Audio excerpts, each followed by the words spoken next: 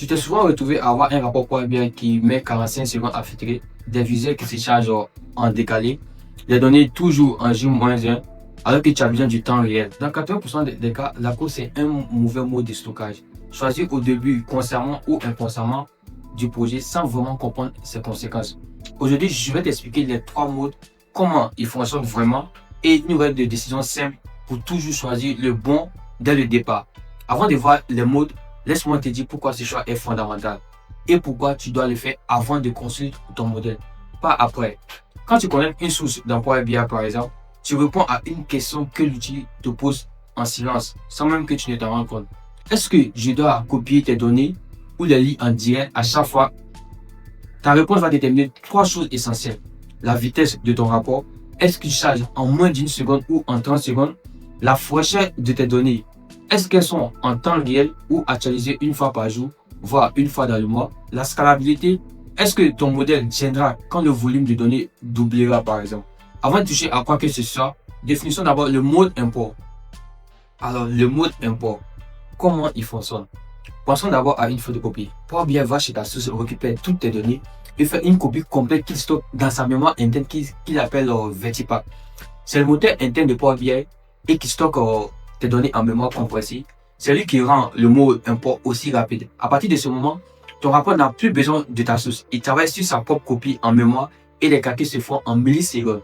Alors tu te demandes certainement pourquoi utiliser ce mode de stockage.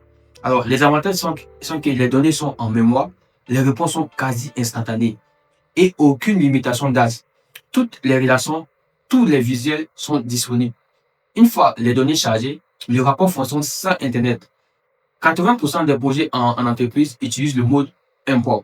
C'est le mode par défaut recommandé pour toute analyse historique ou reporting régulier. Mais il faut aussi savoir que ce mode de stockage a ses limites. Par exemple, si ta source change, ton rapport ne le saura pas jusqu'à la prochaine actualisation planifiée. Par exemple, si Power BI Pro, un dataset ne peut pas dépasser jusqu'à 1 giga en mémoire compressée. Au-delà, tu passes à Direct Query ou à un modèle premium. Alors, quand l'utiliser concrètement? Pour des analyses historiques, données qui changent peut-être toutes les heures ou toutes les journées, quand la performance est ta priorité. À présent, passons au deuxième mode, Direct Query. Pour cela, pensons au téléphone. Au lieu de faire une copie, Power BI appelle ta source à chaque fois qu'il a besoin d'une information. Chaque clic sur un filtre, chaque chargement visuel génère une requête SQL envoyée directement à ta base de données. Power BI le stocke bien. Il demande, la source répond et le visuel s'affiche. Alors, mais pourquoi utiliser ce mode de stockage? L'avantage, c'est que tu vois exactement dans les rapports ce qui se passe directement dans ta base à cet instant. Ta base peut avoir des milliards de lignes, Power BI ne charge rien en mémoire. Et en plus de ça, aucune duplication n'est autorisée, étant donné que certains contextes réglementaires l'imposent. Au-delà de ces avantages, il existe aussi des limites. 1 million de lignes maximum par requête individuelle. Au-delà, tu reçois un résultat tronqué ou une erreur. Pas un bug, c'est de l'architecture. La deuxième limite, c'est que 4 minutes de timeout dans Power BI Service. Alors, toute requête qui dépasse 4 minutes est automatiquement annulée. Ton visuel affiche une erreur potentiellement en réunion de direction, ce qui n'est pas complètement intéressant. La cible officielle de Microsoft est moins de 5 secondes par visuel et Microsoft qualifie explicitement 30 secondes d'expérience inacceptable. Troisième mode, le mode dual, c'est l'intelligence automatique. Une table en mode dual peut se comporter comme import ou comme direct query, selon le contexte de la requête. Power BI décide dynamiquement à l'exécution. Et c'est là qu'on entre dans ce qu'on appelle un composite model. Alors, c'est quoi un composite model? Un composite model, c'est un modèle qui combine plusieurs modes de stockage dans le même rapport, c'est-à-dire import et direct query à la fois. Alors, pour illustrer ce type de mode, nous allons partir ici un exemple concret, une architecture hybride. Ce que j'utilise généralement sur les projets à gros volume. Imaginons une machine nationale de distribution avec des millions de transactions par jour.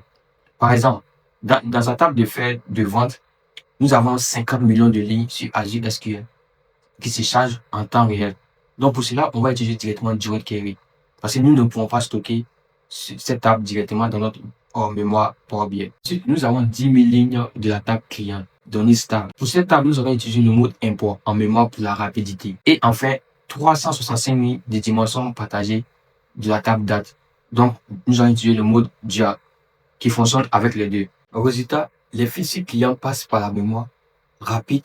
Les détails de transaction vont en direct query, précis et frais. Le rapport est alpha, rapide et à jour. C'est l'architecture que j'utilise sur des projets avec de gros volumes et des besoins en temps réel partiel. Import ou dual pour les petites tables de référence. Direct query pour les grandes tables transactionnelles. Alors, sans plus tarder, nous allons nous rendre dans Power BI Desktop pour illustrer cela avec des cas pratiques. Une fois nos données sont chargées, on va se rendre directement au niveau de la vue de modèle. Et là, comme vous pouvez le voir, j'ai mes trois tables ici. Voilà. Celui-là, je l'ai fait exprès pour l'importer en mode import, en mode de stockage import et les deux en mode de stockage direct query. Donc, sans plus tarder, pour vérifier cela, nous allons cliquer sur cette table et nous allons développer le champ propriété. Et dans l'option avancée, nous pouvons voir que notre mode de stockage est bien marqué sur import. Par contre, quand je clique sur la table faire vente, nous avons le mode de stockage direct query. Par exemple, je vais cliquer sur le mode de stockage pour essayer de changer. Et je vais choisir ici import. Vous voyez automatiquement, il y a une alerte qui s'affiche. Comme je disais, la définition du mode de stockage sur importation est une opération irréversible. Une fois effectuée, vous ne pouvez plus passer au mode direct query ou encore dual. C'est une décision permanente. Si jamais on se trompe à choisir import, nous allons devoir supprimer d'abord la table et la reconstruire depuis le début. Donc, toujours planifier notre mode de stockage avant de commencer. Une fois que cette décision est confirmée, en ce moment, nous pouvons juste cliquer sur OK.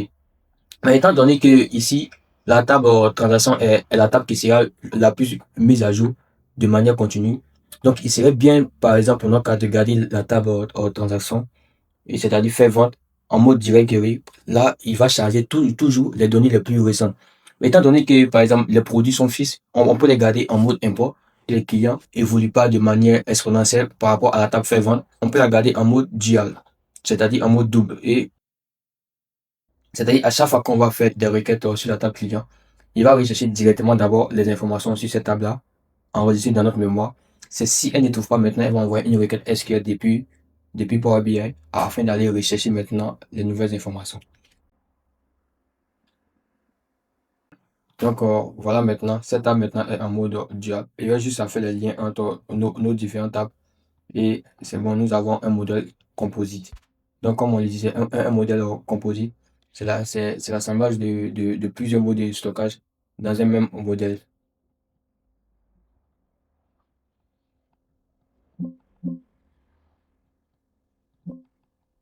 Donc,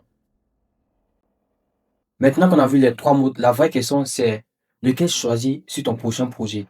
Alors pour cela, je t'ai préparé trois questions dans l'ordre et tu as ta réponse. La première question c'est est-ce que tes données changent en temps réel et tu dois les voir à la seconde près? Si oui, Direct Query, c'est ton seul choix. La deuxième question, c'est est-ce que ton volume dépasse 1 giga ou tu as des contraintes réglementaires qui t'interdisent de dupliquer, par exemple, les données? Là encore, tu choisis Direct Query. La question numéro 3, c'est est-ce que tu fais de l'analyse historique, du reporting régulier avec des données qui évoluent toutes les heures ou tous les jours? Alors là, import. C'est la bonne décision et c'est le cas pour presque 80% des projets. La question numéro 4, c'est et si tu as des tables avec des besoins mixtes dans le même modèle, composite, on en parle juste après. Et retiens bien ça. Passer d'import à direct query, c'est irréversible. Tu valides ce choix avant de construire. Jamais en cours de projet. Alors, voilà ce qu'on a pu voir aujourd'hui. Import, c'est la photocopie. Tu charges les données en mémoire. Performance maximale, c'est le mode par défaut sur presque 80% des projets. Direct query, c'est le téléphone. Connexion en temps réel à la source. Mais attention, 1 million de lignes maximales par requête. 4 minutes de time out et tu vises toujours moins de 5 secondes de réponse. Dual, c'est l'intelligence automatique, la brique clé des composites modèles. Power BI choisir lui-même import ou direct query selon la requête qui arrive. Alors, si tu dois retenir une seule chose dans cette vidéo, c'est tu choisis le mode avant de construire le modèle, pas après. Ces choix-là, ils conditionnent toute l'architecture de ton projet Power BI. Dans la prochaine vidéo, on parlera de la différence entre un dataset local et un dataset partagé et comment la build permission fonctionne quand tu travailles en équipe ou pour un client. Si cette vidéo t'a apporté quelque chose de concret, abonne-toi et partage aux personnes qui pourraient être intéressées. Et si tu as une question sur le mode de stockage, pose-la en commentaire. Je réponds à chaque question. À la prochaine.